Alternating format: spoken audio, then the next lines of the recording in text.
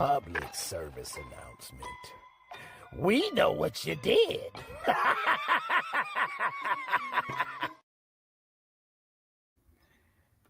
Yeah, we do. Yeah, Wait, yeah, yeah, yeah. We know exactly what y'all did last summer. yeah, we did. We synced it. We synced you do it. Hey, man, what's going on? Listen, this is the early edition of the ATL Sports Endgame Mile High Madness Show. Yes, we surprised you. Hope y'all paying attention. But before we get into the chat, I want to get my brothers on the panel. To my stage left, y'all know him. He just had a great show. The one and only K Styles, 6-man convo, aka Pie May. What up, K Styles? Tigers. You really did say you my thought your name, you didn't thought your you thought your tiger style was good, but mine's was better. My apologies. I do the crane style all of the time. And down below you have the senator, Mad Mike Sports, aka Mad Mike Luciano. Mike, what's going on? I'm good. Yeah, I'm good. Yeah, yeah, yeah, yeah, yeah. Oh man.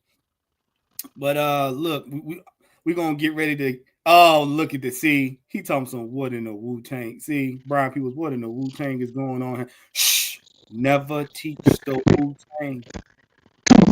Ching! Let me get this. Oh no, you think you can defeat me with the so-called kung fu? No, kung fu is useless without a leg. But wait, we have 35 chambers. There is no 36. I want to create a new chamber. If you know, you know. We'll go ahead and get to the people in the chat. We got Brian Peoples in pole position. He said, what it do? We got Robert Ponder with the red and black. What's going on? We got King Quest 710, man. He said dragon fist, horse fist. Huh. No. Now, number 2, practice the snake style. He was known as a snake spirit. He had the speed of a snake. We got D. Coleman. What's going on? We got Auntie Pam in the building. What's going on, man? What's going on? We got Terry Lloyd. He said, what's up, fellas? Listen, we are doing good. We just bringing you guys something early so we can, set up for this ultimate beatdown. That's just about to take place. I mean, Womp womp womp. Bum bum bum. Bum bum bum bum bum bum. We got Corey Gear 5. What's going on? He talking about bring the motherfucking ruckus. what you know about that? He told D. Coleman, talking about let me light my patchouli and heat my lavender. Hey, if you want to get your sexy on, you go right ahead. You go right ahead. I ain't mad at it. But man, all right. While we got K Styles practicing water style, and everybody, you must understand, we got the sports news first. As you guys may know, Mike went over it earlier today. We have a couple of injuries, on the team. I think it's like going to be 8 people that's going to be out against the Broncos. I'm not going to go over each one individually because Mike already did it. What I will say is this: next man up. Next man up. If we're going to be that team that we have expectations for, it's going to be next man up. We're going to have to perform. The guys that come in, it's y'all time to shine.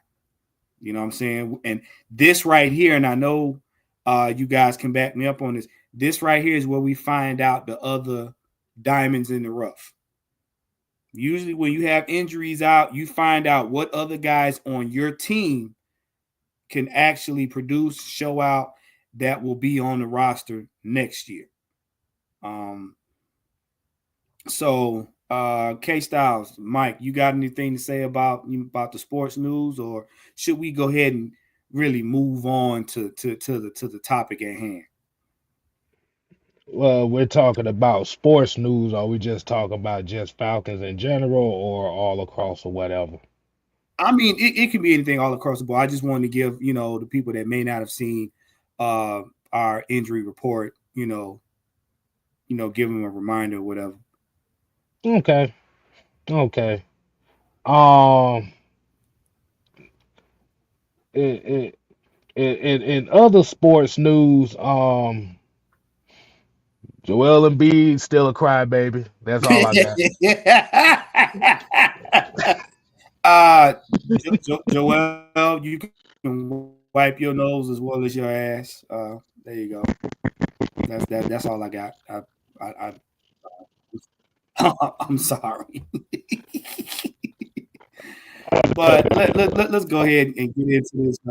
Let's get into this first topic here. And this is a good question to have. And I know K Styles, I want you to take lead on this right here. Which Falcons will show up?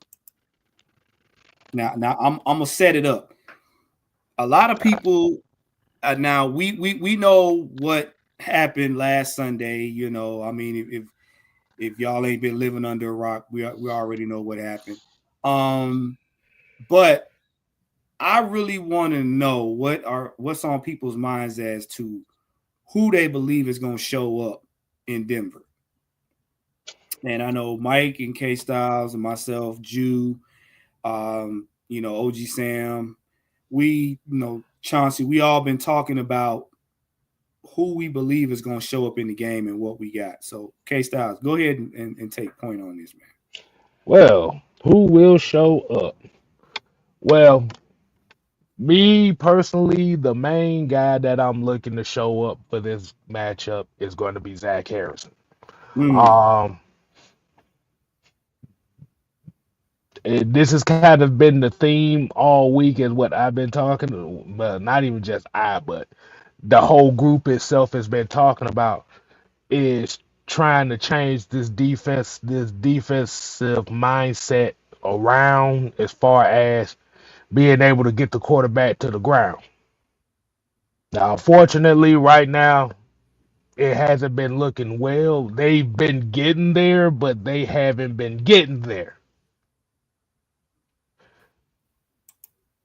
So we're going to have to need at least one more person on that one person on that defensive line that's going to have to wreak some type of havoc. They're going to make sure Grady ain't going to do it. They damn sure ain't going to make it. And that's pretty much what it's going to be. Because Taquan Graham, I think, is going to be out this game. Um, so that's going to leave room for, the debut of Brandon Douglas, which everybody's been crying and asking for the last 7, 8 games. So I'm looking for Zach Harrison to show up. Okay. Brian, people talking about it sound like K-Style in water polo. That is agua style. Yeah, I thought That is the powers of Seaman. he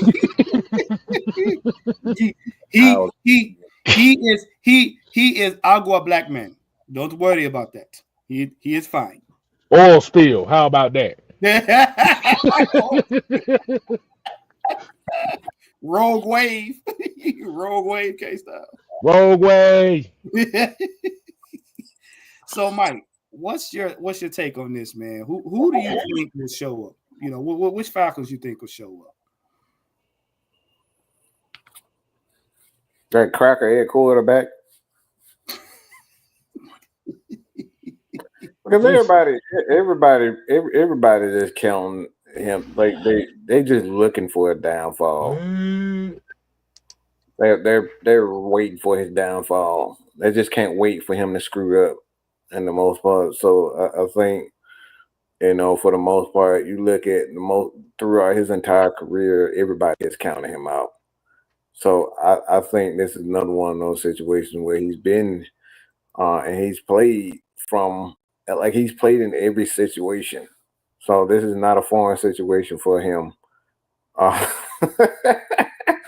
William, Hey, come on, hey, come on, hey, bro. do I sound like? Do I sound? Hey, You sound better. You sound much better. I thought it was me. I thought it was me. And look. I was about to say.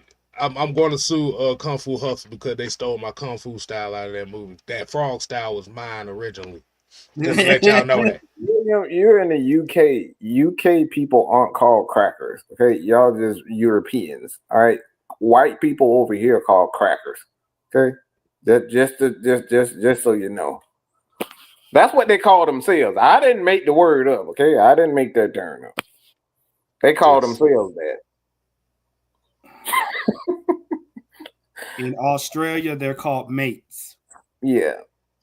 So yeah, we have different terminology in different countries.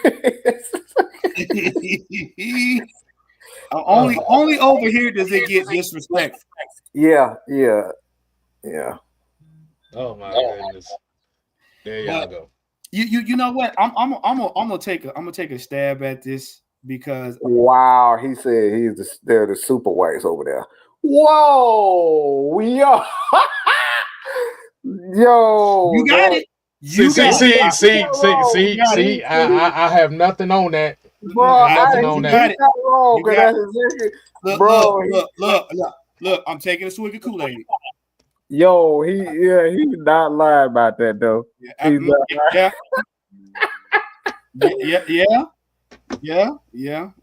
is. Yeah. Mm-hmm. I'm gonna leave that alone because that can get real ugly. See, Mike. See. Look what you done start. See, we're not going down this road. Man, look. William is an asshole, y'all. So yeah. See, for y'all don't know, William is actually part of the AFN family too. If y'all don't remember, so yeah, he. Well, we had to have that conversation off the camera. Oh man, but you know what? This question is actually a good question, but I'm gonna call everybody out. Which Falcons will show up? Most of y'all thinking the 2023 Falcons gonna show up. Oh yeah. Oh, so that's where you was going at it. Which Falcon? Oh, I didn't know you were going down that road. Yeah. You got me on that one. Me on that one. Yeah. I told. What did I tell you? Practice the snake style. Snake. Because what it is, and I'm hearing, is that look where we at. How many games are we in right now, K-Styles? How many games in the season? This will be game 11. Game 11. Where were we at mid-season last season? I think we were like what? 5 and 6, something like that. 5 and 6, yeah. 5 and 6. We were still, I think, ahead of our division at that time, right? Yeah. We were 3-0 because we had 3 games. Our 3 divisional games didn't come till later in the season. Okay, so since we're going down that road, which Falcons are gonna show up? Yes. So I ended up adding another context to what the original question was. So Juan, that's a good job. You stumped the hell out of me on that one. All right. Because you know why? You know why? Because I didn't read the question. Which Falcons will show up? But you know what? You actually added something to it. Because what did you just say? You were talking about Mike Penix, and I'm glad you said that. K-Styles threw me one of them half-court assists, if y'all don't know by now. Basically, reason why this question is important is because at this part of the season right now, a lot of people are scared.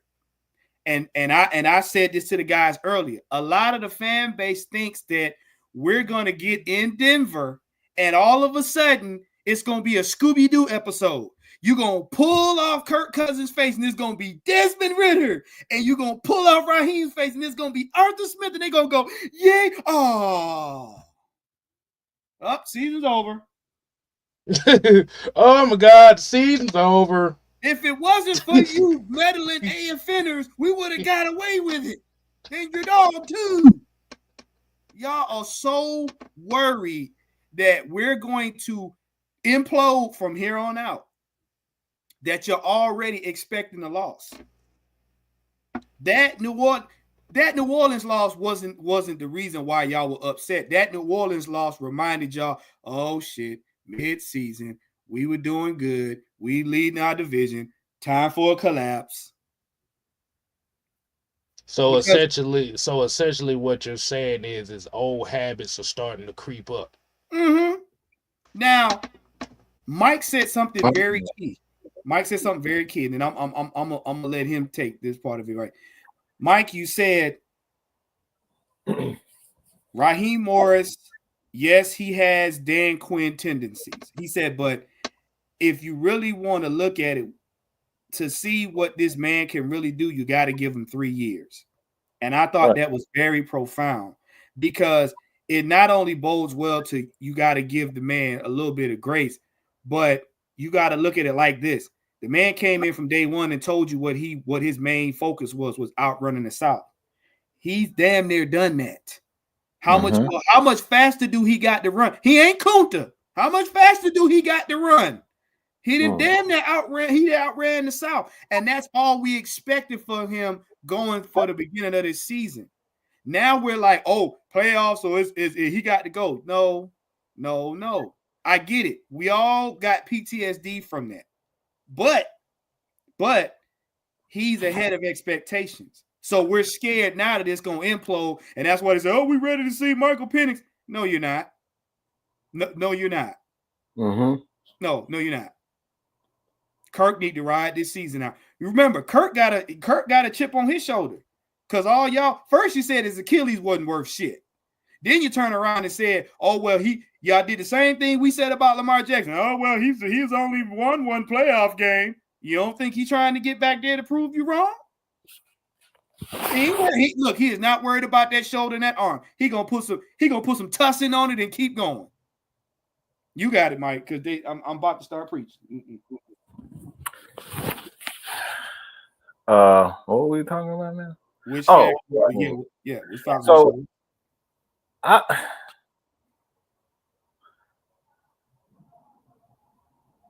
mean,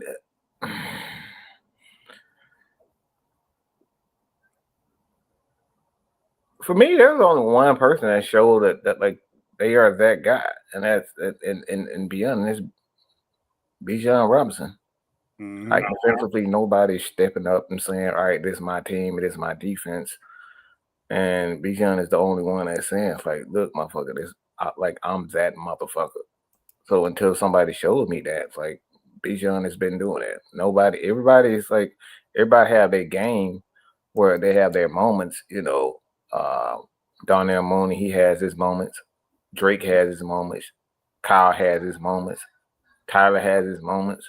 The offensive line had their moments, and we know what Kirk can do. But like to have that person, to say that one person that showed up and say it's like, all right, it's been Bijan. It's like, let's keep that 100% real. It's him. This is his team. He's putting his team on his back and saying, all right, I think I'm that special. I think I'm special. Nobody's on his offense and defense is saying I'm special, but Bijan Robinson. So until somebody shows me otherwise, it's beat. Mm-hmm. And let's be honest. What team you know that went through an immediate coaching change right now? That went through an immediate coaching change, complete coaching staff, and brought in a lot of the guys in the offseason the way we did, having the season the way we're having right now, even with all of the hiccups. Who right now is doing that?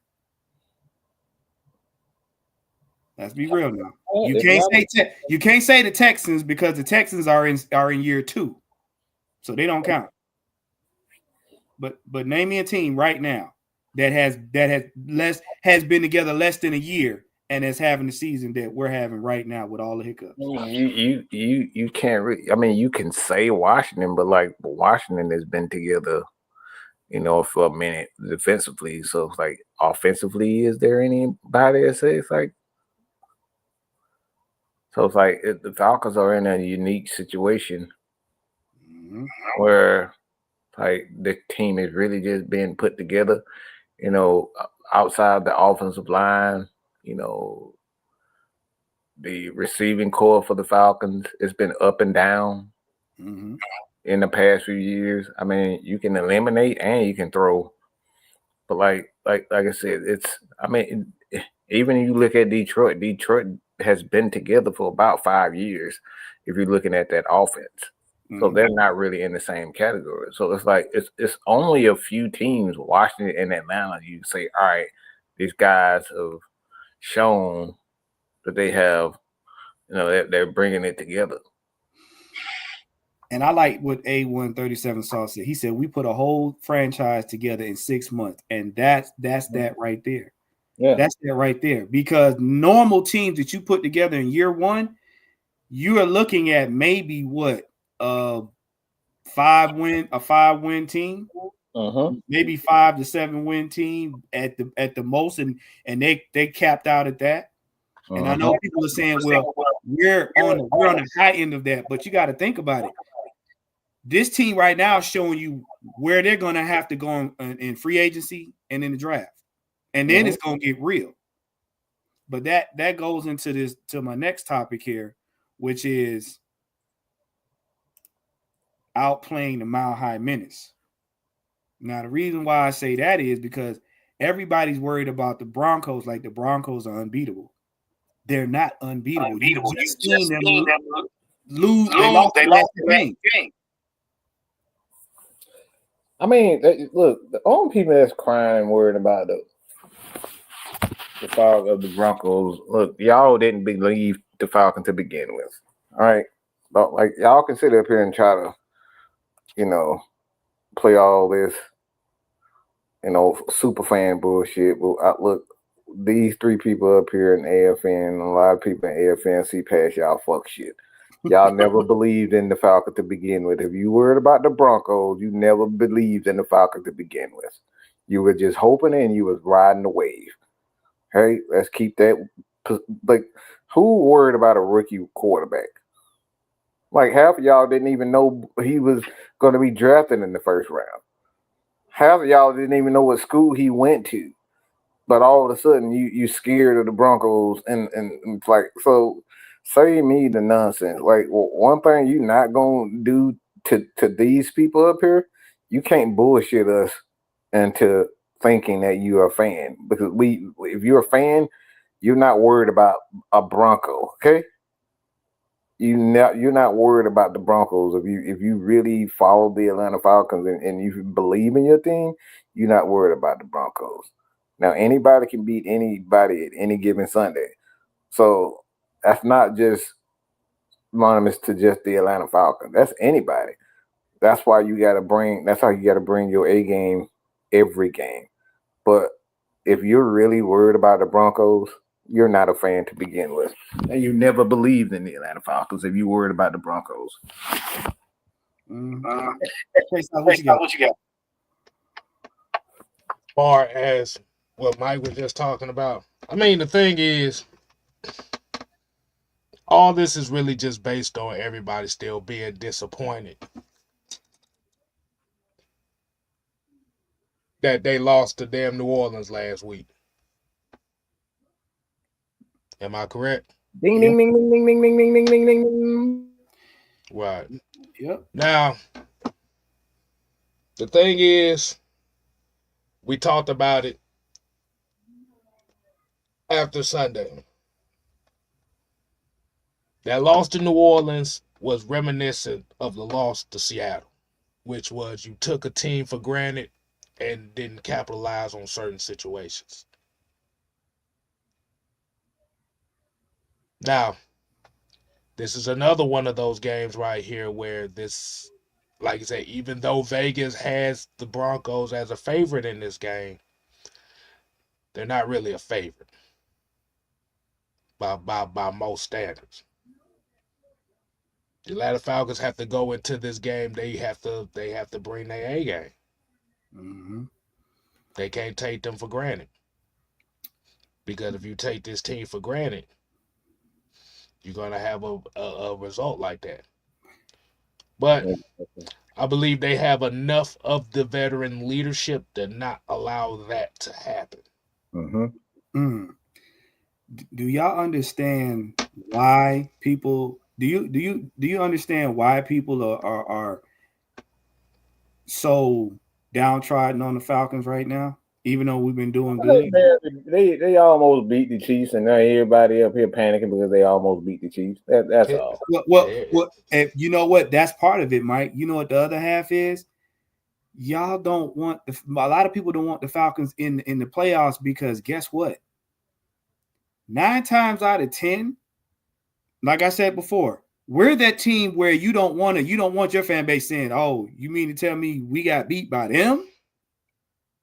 You mean to tell because you do at the Falcons to the NFL looks like a kid and his friends that put a go-kart together with shopping carts and duct tape and it made it around 285 in one piece. That's what we look like right now to the NFL. So they like, wait, them?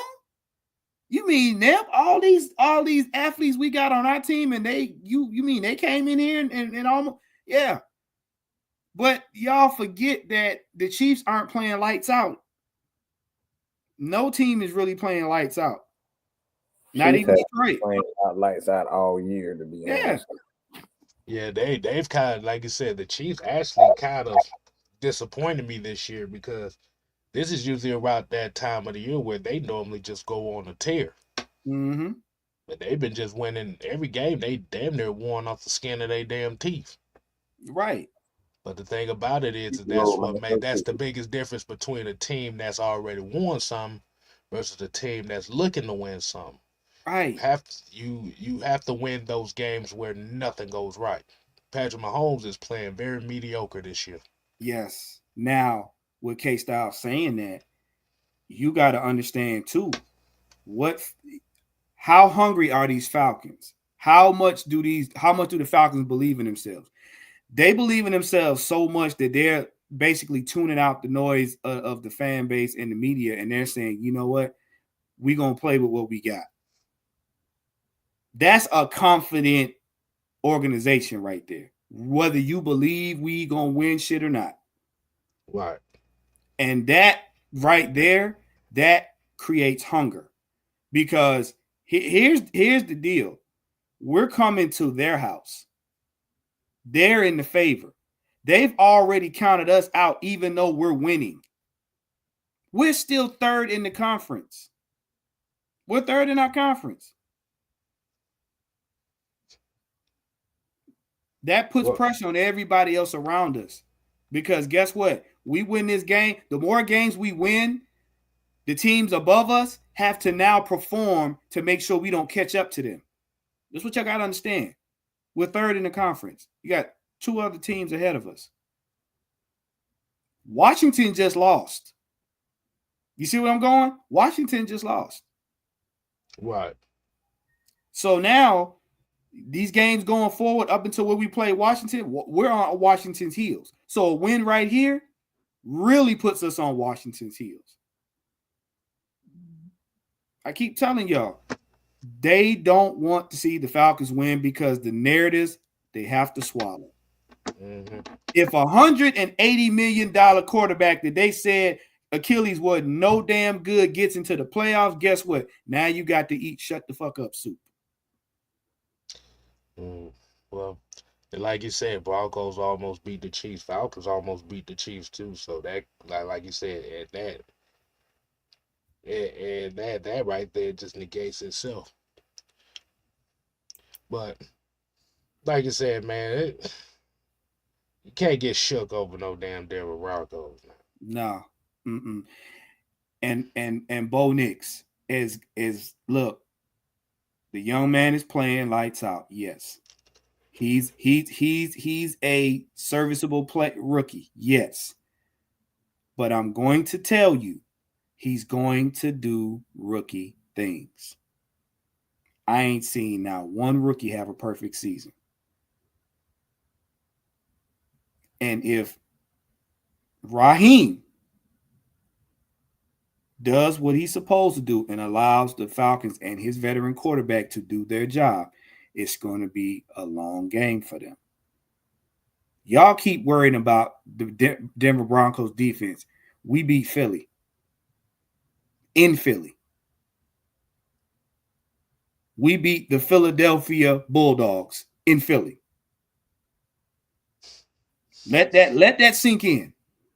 Not the Philadelphia Bulldogs. The Philadelphia Bulldogs, the same Bulldogs that beat the team that had the glorious Hail Mary. We went toe-to-toe with who? Pittsburgh. We went toe-to-toe with who? Kansas City. The first couple weeks of the season. You don't forget them games. So everybody, oh my gosh, such and such defense. Yeah, they got a good defense. We ain't gonna take them. We're not gonna take them lightly. But are you worried about another team after you just got your ass whipped? Now, mind you, put it into perspective. We just got our behinds. We basically barely lost to the Saints, and they got to play their old head coach. Do you know how disrespectful that is? That's like facing them again.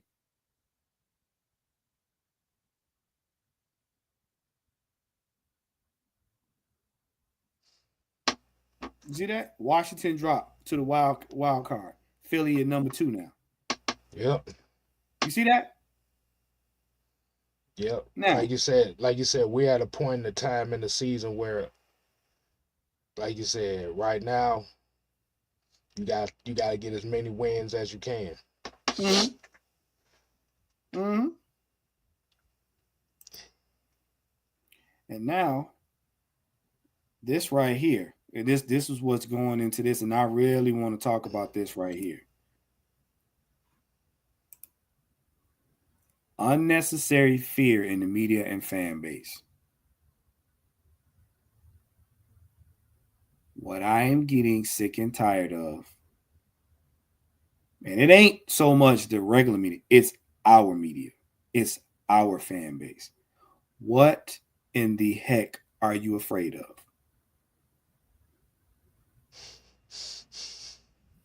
And I'm gonna throw an alley-oop to K Styles on this. Did Raheem come in here and promise us the playoffs? No. Did Raheem and them come in here and promise us a Super Bowl? No. He said, day one, we need to win our division first before we worry about anything else. He said, once we win our division, then we could talk about the playoffs.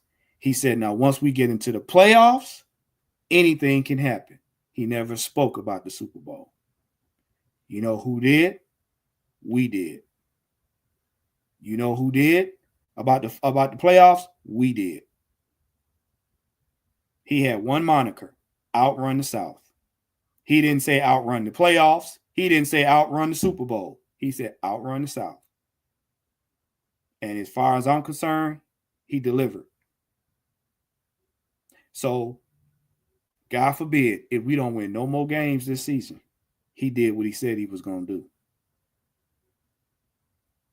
He got a quarterback that everybody thought was washed up, over 500 yards on the day Matt Ryan went into the Ring of Honor. He did what he said he was going to do. Y'all ain't liking what I'm saying, but that's the truth. He didn't promise us the playoffs, and he didn't promise us the Super Bowl. He said, if we take care of A, we can go to B, we can go to C. So now we're working on the playoffs because we basically outrun the South. We got to stop putting high expectations on the team when the team are telling you exactly where they're going right now. Now we're focused on the playoffs. I ain't worried about the Super Bowl till we get to the playoffs. To be honest, I'm not. Because this team has been together less than a year. And we're doing this right now. So just imagine year 2. Which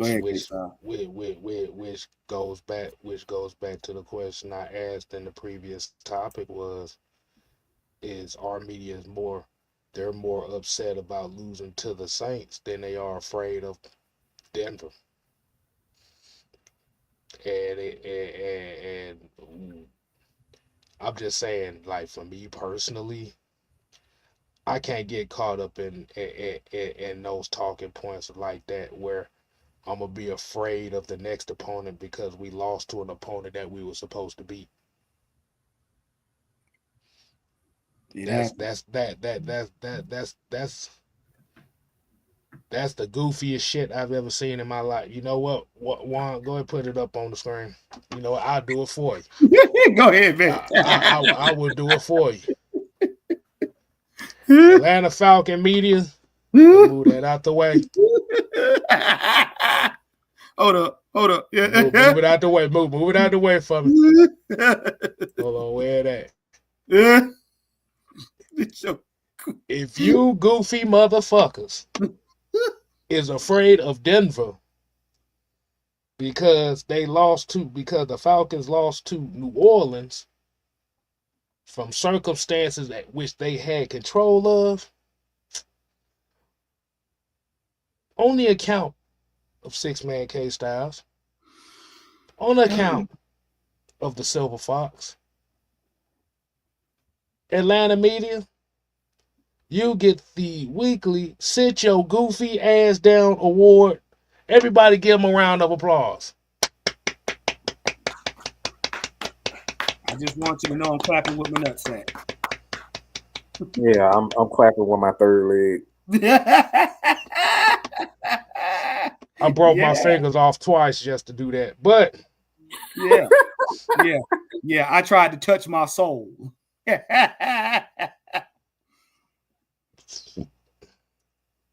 Oh man, God. I haven't seen y'all worried. Hell, y'all more worried about Denver than when y'all was when we were playing against Kansas City. Right. And that's the right. I ain't accounts that look they put more emphasis on try to troll and make the next meme than they do care about the game. They only watch the game so they control. That's the only reason why they upset. Because they don't want to get one of their players taken out. Like soon as the game was off, y'all had 35,000 memes about Young Wei Koo.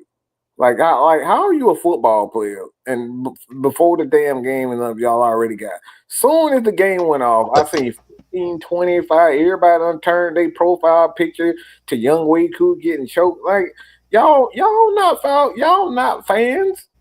Y'all just addicted. Yeah, y'all care too much about people trolling, and that's the reason why Atlanta fans and Atlanta analysts and creators around. That's why y'all really upset because y'all don't want to get trolled. That's the real reason. That's the real reason why you upset about the team losing. Y'all don't care if the team lose or not. Y'all just don't want to get trolled. Y'all don't want to, you see old Stephen A. Smith and no, Stephen A. Smith went off on us. I don't fucking care. Well, we get trolled. We get trolled when we win. You think we gonna be mad if you troll us when we lose? We got Falcon fans that troll us for winning. When we took the lead, when we took the lead in the NFC South, we got trolled for that. Yes. The problem is you can't worry about that. Like you said, every loss is going to be a new meme. Like you said, I don't too much worry about. I really don't care. I find it hilarious. But the thing about it is,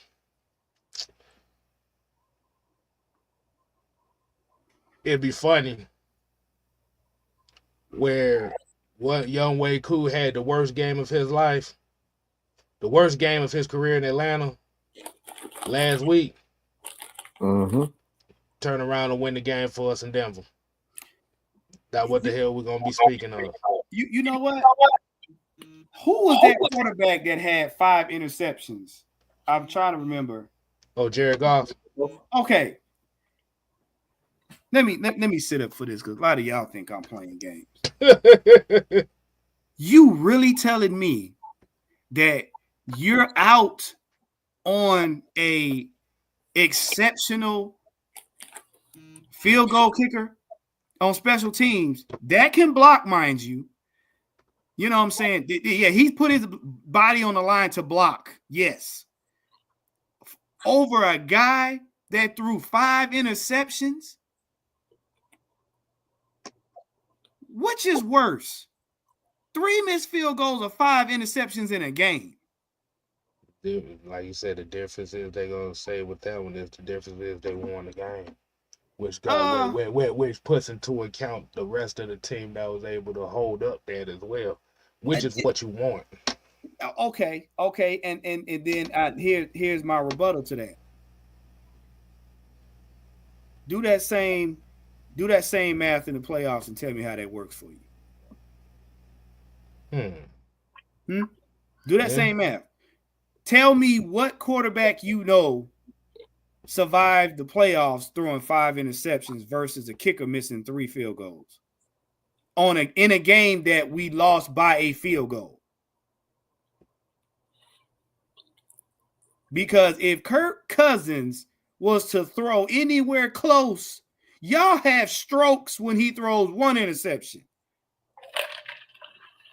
So you mean to tell me it's acceptable for 5 interceptions on a quarterback versus 3 missed field goals on a kicker?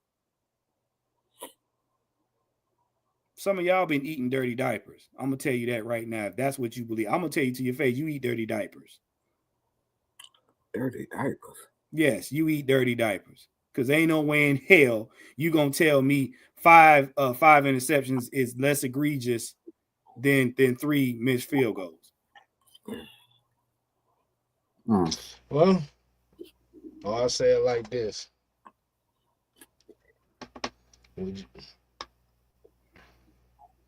I'll say it like this. Would you rather? I do one even better like this. You have 2 quarterbacks, 3 quarterbacks in the NFL. You got the highest paid quarterback in the NFL, and Trevor Lawrence struggling down in Jacksonville.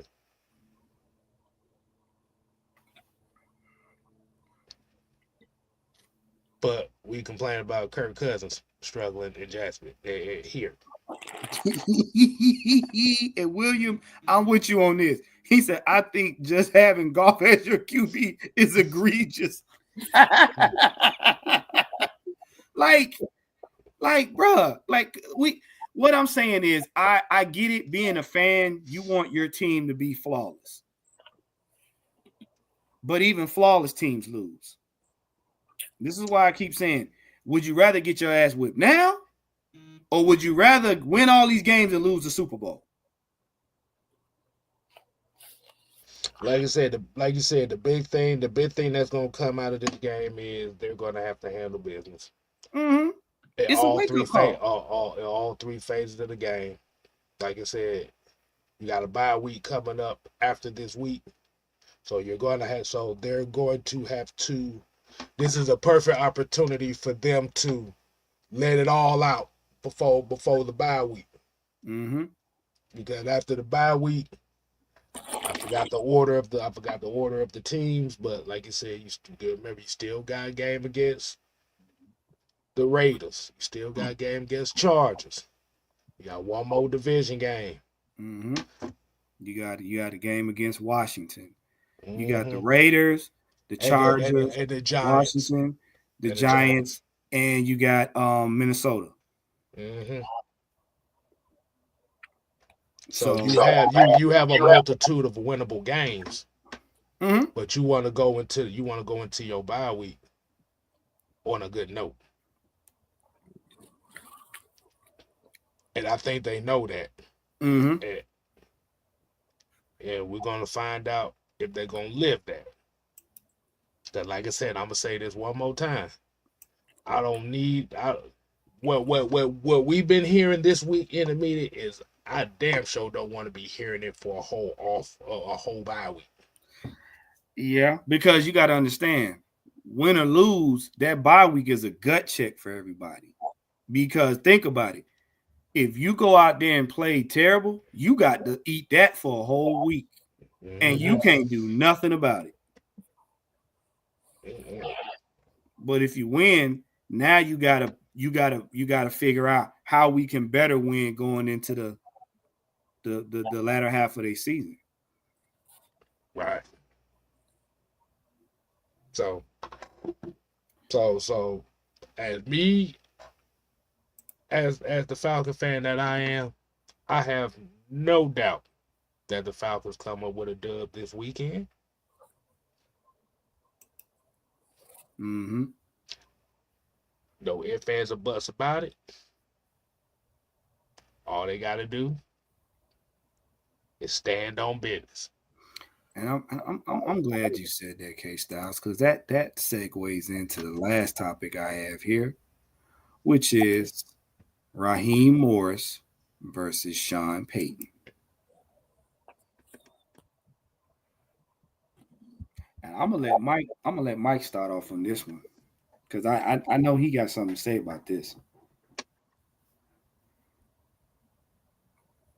Damn. I want to be nice. No. I was having fun eating my Cheetos and my. Okay.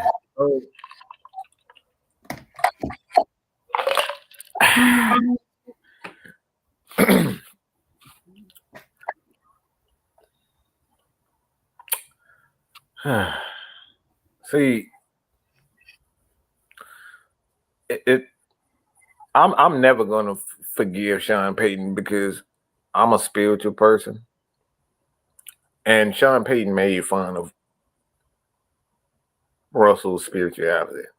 He came in there talking about, making fun of him praying and all that type of stuff. So Sean Payton can eat the biggest dick an elephant has in the fucking world. That's how big of a dick I wish he choke on.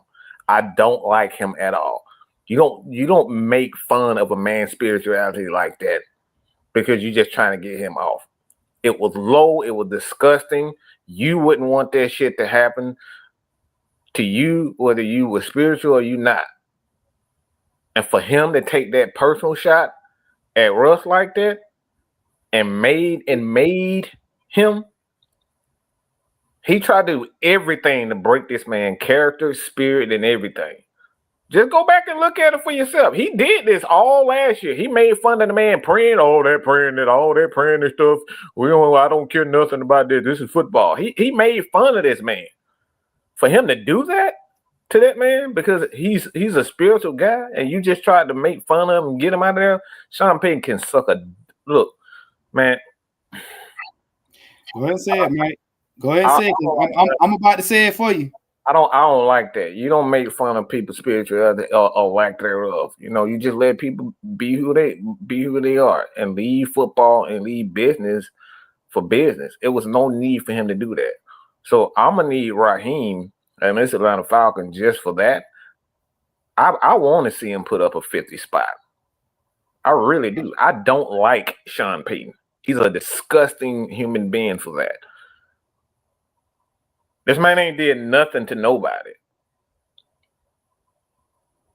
Russ a good dude. That's the crazy part. He's just a good dude, and he just felt like for me, it went out of his way to pick on the dude because he's a spiritual guy, and it's like bullying to me. Russ ain't gonna get in no verbal, verbal back and forth. He not gonna do that type of stuff. Mm-mm. Like it's like that's not his character, and it's bullying. He bullied this man all last year. He tried to do everything possible, and Russ never backed down. He stood tall, even though they was telling him.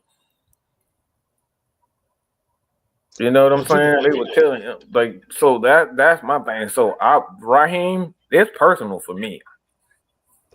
But you know where that comes from. You already know where that comes from. Yeah. That comes from the fact that everybody is making fun of him for marrying Sierra. That's all it really comes on. Yeah. Yep. That's all it is. But see, in the grand scheme of things, God don't like ugly, bro. Well, whomever you call him to be, he don't like ugly. Yeah. And you doing that, it don't catch. A lot of times, dirt don't catch up with you with the rip. It gets you at the most inopportune time. Yeah, your quarterback doing good. Yeah, your team is thinking, yeah, they done lost a few. You might be thinking this might be an easy win. You may just very well get that 50 spot put on you. You know what I'm saying? That's what you got. You got to understand. That is the reason why, even though people demonize this organization we got, I give credit to Arthur Blank and even Raheem, even though a lot of times we like I said, we like to call him, Dan Quinn clone. They stand up people though. They're not about being messy. They're not about denigrating anybody or any demographic of person. You know what I'm saying?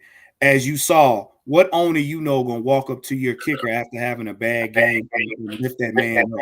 Right. You know what I'm saying? I can respect that. But when you got people like Sean Payton, when the Saints didn't win before he left, what was they doing? They posting billboards all in Atlanta talking about how we cheated them out of the game. Like, bro, who does that? You don't see the Falcons running down talking about, man, the Saints cheated. Nobody, we not talking, we don't care. We don't care. We take the L on the chin and keep it moving. And don't think that's not gonna play into this. Everywhere Sean Payton has been on the Saints, how many times have the Saints lost games for doing dumb shit? How many times have they been on a hot streak with Breeze and they've done something? He's done something dumb or uncharacteristic, and they've lost quite a few times.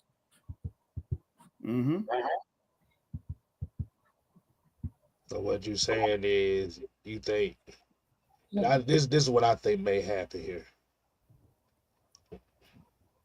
Sean Payton gonna do something I ain't even gonna call it out of character. It's gonna be within character, but it's gonna be something that ain't gonna be needed. He's gonna try to get Bo Nix. He's gonna try to get Bo Nix to win this game. What's gonna happen is this game is a character game for both the Falcons and the Broncos. More so for the Broncos than it is the Falcons. I'm gonna tell you why. He's trying to make a statement with Bo Nix. And you're trying to make your rookie quarterback the hero. He wants to be able to say, look at my rookie. I went from the Saints to the Broncos. I got a rookie in Bo Nix, and I beat the shit out of the number 3 spot team in the NFC. That's it's ego for him. So this loss is going to hurt him more than it would hurt us. Just think about it. What did he do last season? Didn't they get 70 put on their head last year? Yep. Yeah. And he hasn't played an NFC South team since he left the NFC South. I think he only played them this year. He's only played NFC South teams this year. So what better way to make him stick his chest out and say he did something by beating the leading NFC South team, who he was a rival with for years.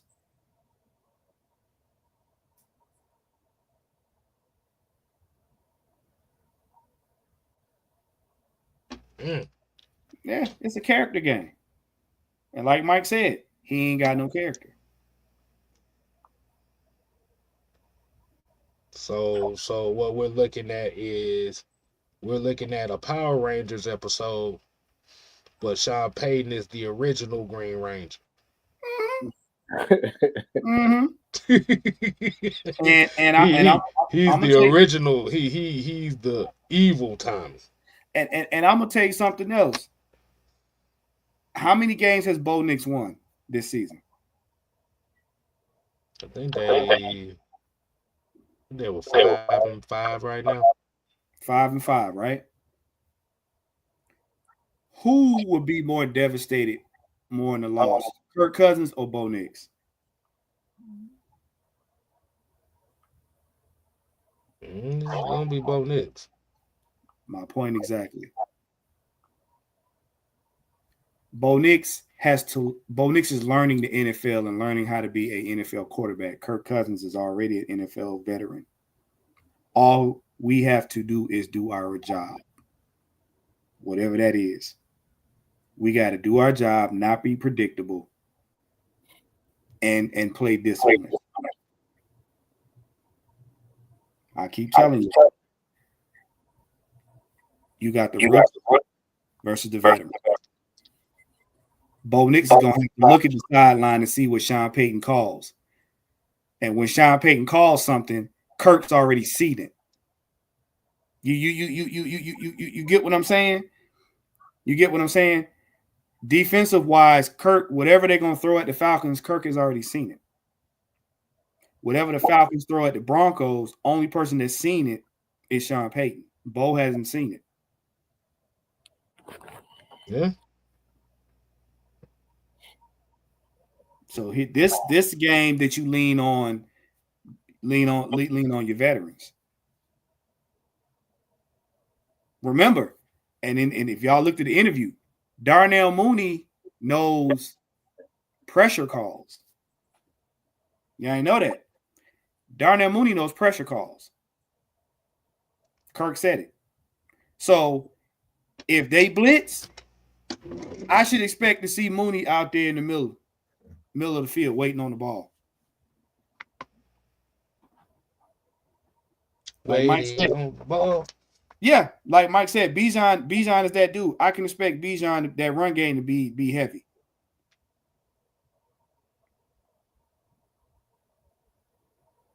Mm-hmm.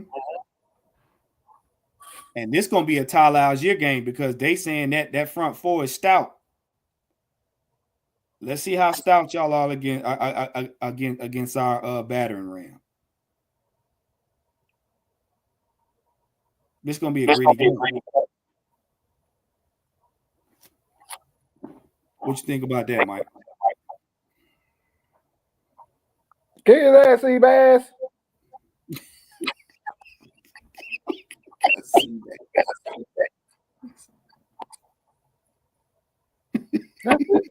Kick his ass, Seabass.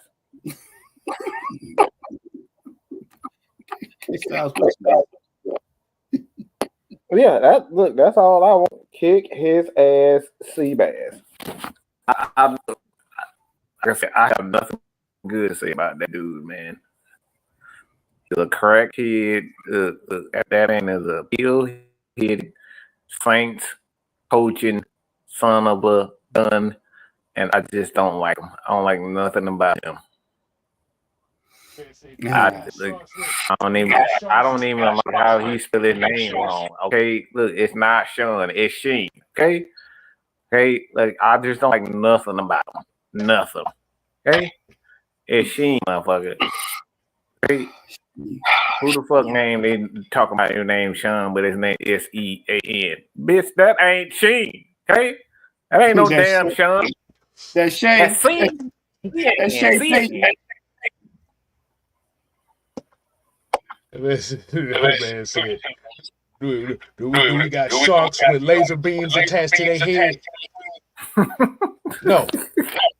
We have sea bass.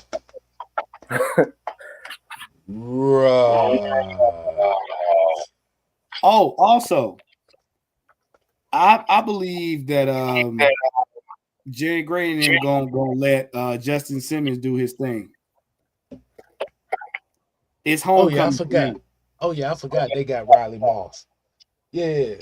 For those that don't know Riley Moss, he started the revolution of the white corners coming back again. I'm gonna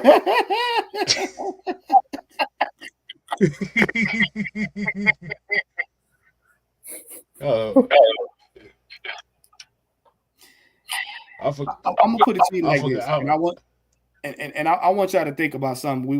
was looking at film.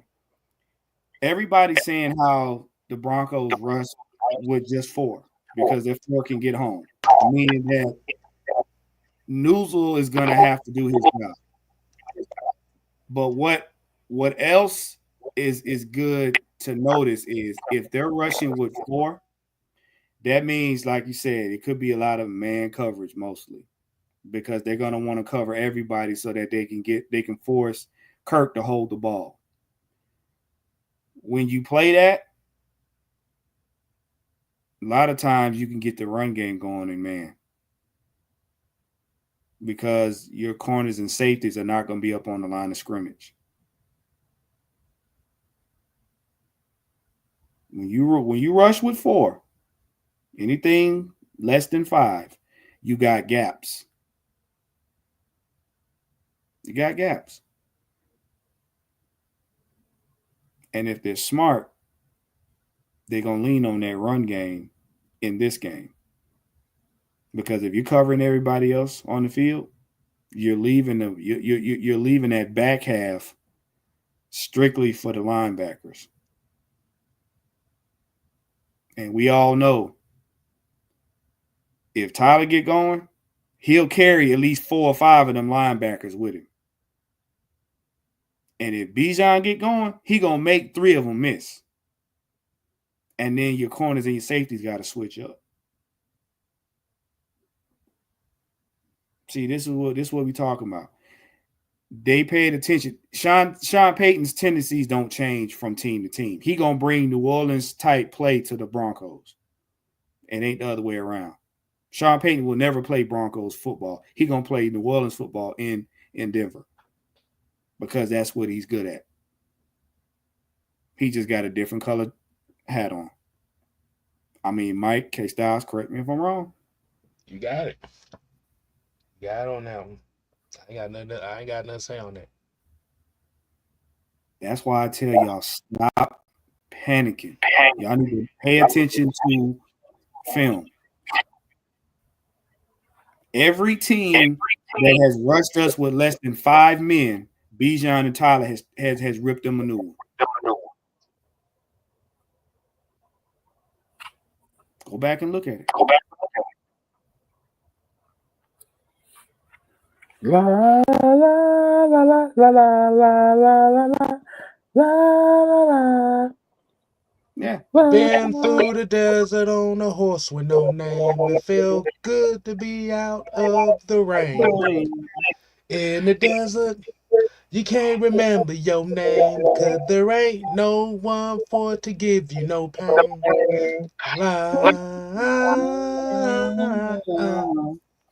Yeah. Because think about it. They're not going to let Sean Payton is not going to let Kyle Pitts beat him.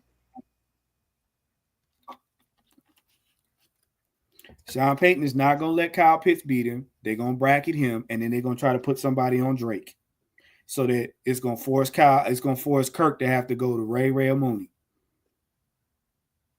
if we try to pass it. And the running game, I don't see nobody on this team that's really going to stop Bijan or Tyler like that, not dead in their tracks. Now, yeah, y'all got somebody y'all think gonna stop him, please put it in the comment section. But I don't see too many people stopping him. I mean, the thing is, the Falcons, they can be comfortable running a game plan without going at Patrick Surtain. They don't have to go at Patrick Surtain. And they can do that comfortably. Not a lot of teams can, run concepts away from their best corner and, and still play well. Well, the Falcons don't have to go at Patrick Surtain, and they can still play their best ball.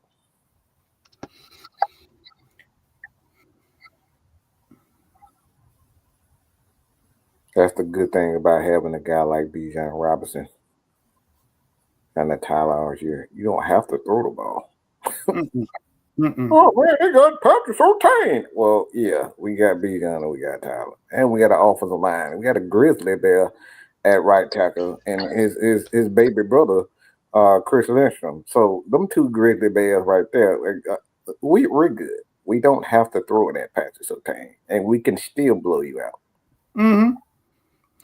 Because here's the deal: if Zach decide to get disrespectful, let's just say he got Kyle on one side, you got Bijan and Kyle on one side or whatever, and you got Tyler Algier in the back. You don't know who they're going to give it to. See, this is the thing with teams that got stout defenses. The Falcons can still make you miss. They still have to be together. So if I know you're gonna rush with 4, and you saying your 4 can get home, okay, good. Then guess what? You got to figure out who I'm giving it to. Because the main notion is, okay, if Tyler Algier is on the field, we know he's gonna get the ball. What if Tyler Algier is on the field as a decoy and Bijan gets the ball? Now you got to rethink your plan. That's another 10 yards. First down.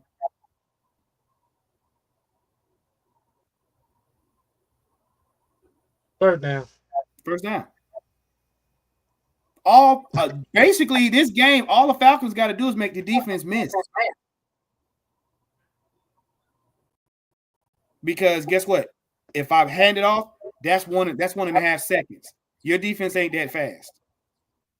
Unless you send an all-out zero blitz and you got the edges covered real good, he gets the ball out. That's no sack. Now you got to figure out how to stop Bijan or stop Tyler. And if you bring everybody up to the line, guess what? Now I can go over the top of your head because Kirk only need 2 seconds. That means he don't have to do a 3-step drop. He can do a 1-2-step drop and throw it out. He go over your head quick, especially if he sees the blitz coming.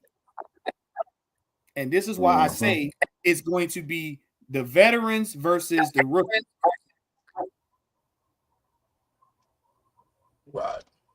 Because if I know Pat Surtain is aggressive, guess what? I'm gonna send a decoy on Pat Surtain the whole game. You gonna be chasing ghosts, bro. I'm gonna make you chase. Oh, Pat Surtain is okay. Pat Surtain been on Pitts the whole game. Guess what? Pitts ain't getting the ball. Goofy. Mooney, Rabbit, yeah, they getting the ball. Why? Because you paying attention to Pitt.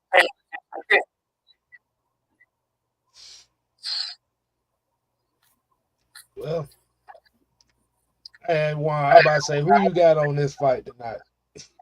Oh, I got Tyson all day. Y'all, I ain't playing with y'all. Tyson the bike. I got Tyson. I got Tyson. So what will be the reason for Tyson to lose this fight? If he just decide he don't care. First of all, I'm gonna tell you something. The notion that Tyson was gonna lose the fight went out the door when Dum Dum stepped on his foot and he got slapped. See, what you don't want to do with Tyson is make it personal. Tyson was all business up until when they met up on that stage and Paul stepped on his foot. Now it's personal. Because now you really being disrespectful in my face. If you watch, Tyson came out, Tyson wasn't aggressive. He shook the guy's hand. Dude stepped on his foot, Tyson slapped him. Like, okay.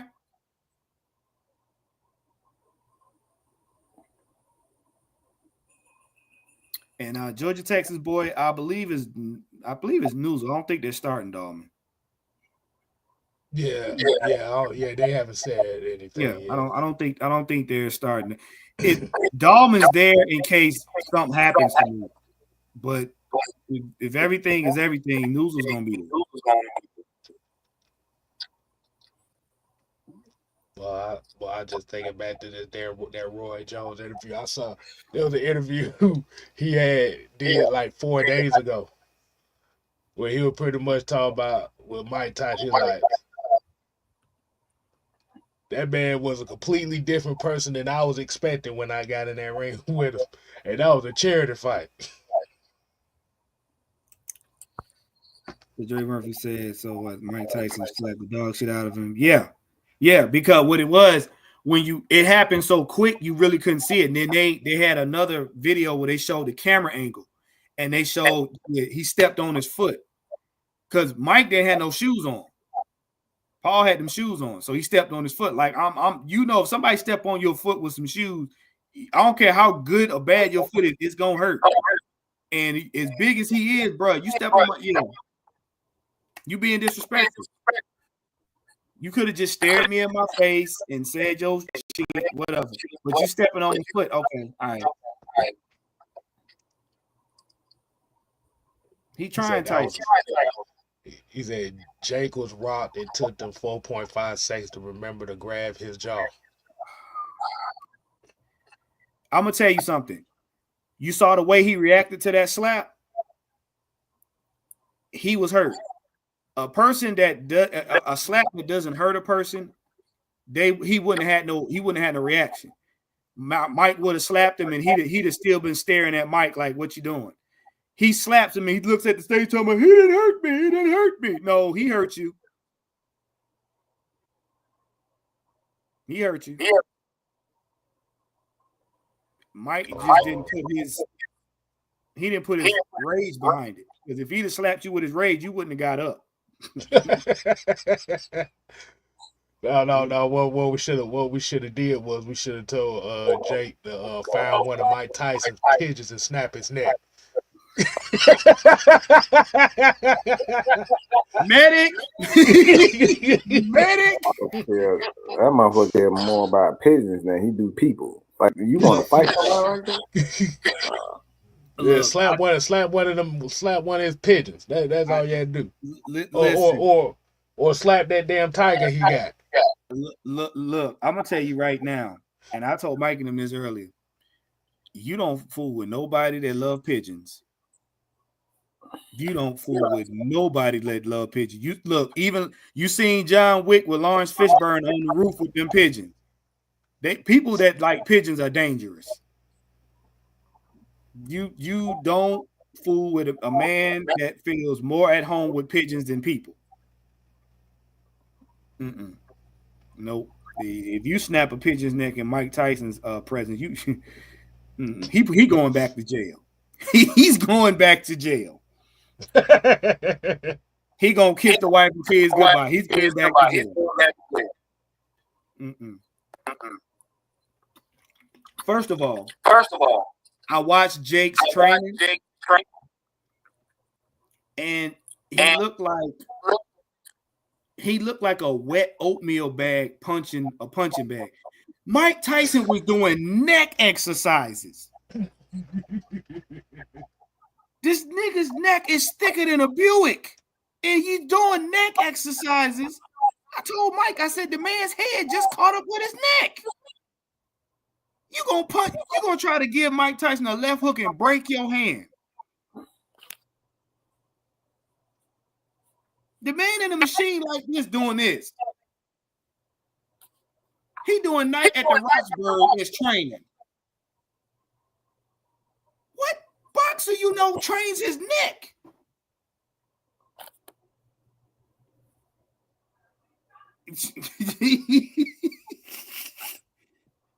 Bruh, I'm just saying, man, you don't fool with people that like pigeons. Christy said she watched the slap and repeat. Yes, that slap had me captivated. I was like a 5-year-old kid looking at Looney Tunes. He slapped that man. I was like, ooh, slap him again. Ooh, slap him one more time. Ooh. K Styles, correct me if I'm wrong. He slapped the ginger out of that dude. The man's hair turned a whole different color when he faced the camera. His hair was blonde before Mike slapped him. It was red after he got done. Like, bro, come on, man. Come on. Nope.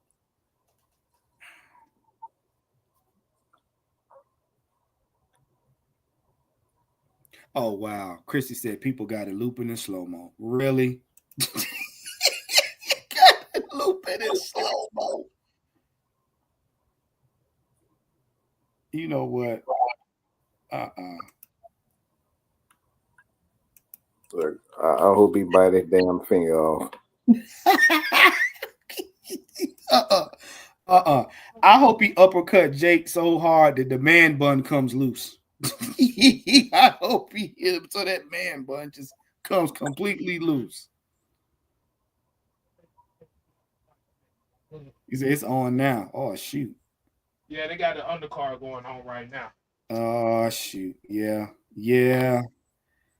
So might well go ahead and start winding down. Yeah, what channel is it on, K-Style? It says on Netflix. Oh. But I'm watching it on something else. So yeah. Mm-hmm.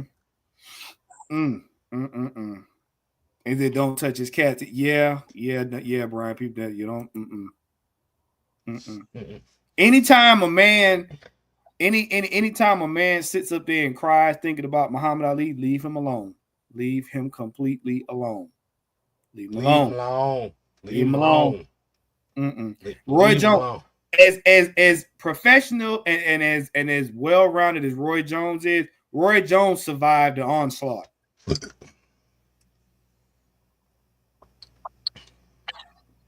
The man takes an exhibition fight seriously, like that. What? Why would you want to do that? Why would you want to make him mad? The bad part about Roy Jones didn't even. But I think Roy Jones didn't even make him mad until he. You said something like he didn't flip that switch on Roy Jones in that exhibition fight till what happened? I think nothing happened. He just grabbed him. He just grabbed him too long. Your piece said as soon as Mike slapped him, that cheek turned red instantly. I mean, but I'm gonna tell you, go back and look at the film. His cheek was red, but his hair turned red too. He had how was it that a man slapped you so hard you develop red highlights in your hair? Go back and look. Go back and look at it. He slapped him so hard the man developed red highlights. That's all I got. I ain't got nothing else to say on that. I just knowing that he trying to play this internet tough guy against a guy who both folk don't want to fuck with. I'm gonna tell you like this, Jay. Look, when he gets demolished after this fight. Keith No Sweat says it's on Peacock too. Okay, he gets demolished after this fight. Trust and believe when I tell you, there's not another bookie that's gonna touch him. Man, another bookie that's gonna touch him. He gonna have to log. He gonna have to log off social media for at least 6 months. Cause the dragging he gonna get.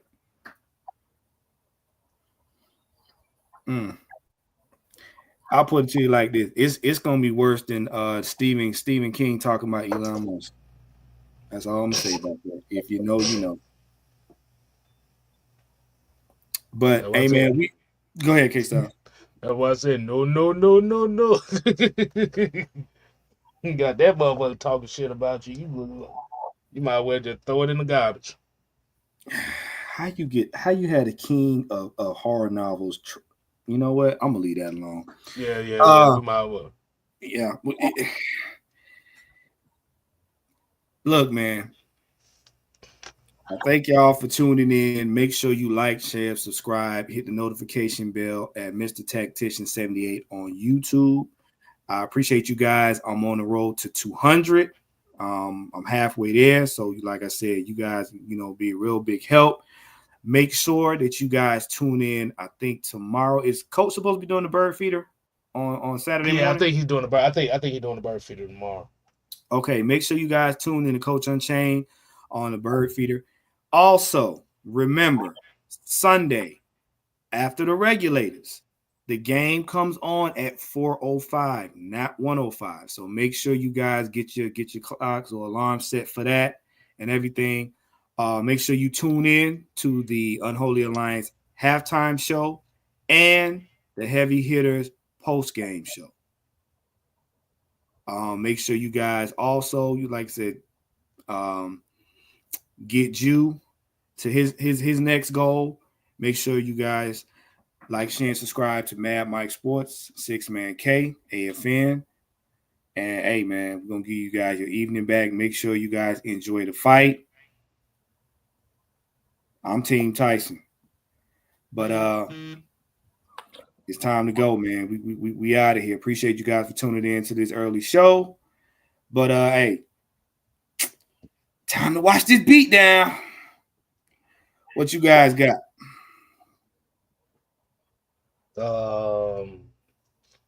Whatever this fight's on right now, just see a bunch of haymakers right now. But like I said, man, there's a shot. Like I said, shout out to everybody. It's been a very productive week. Like I said, not just for us, not just for the AFN family, but for the people that's been watching us.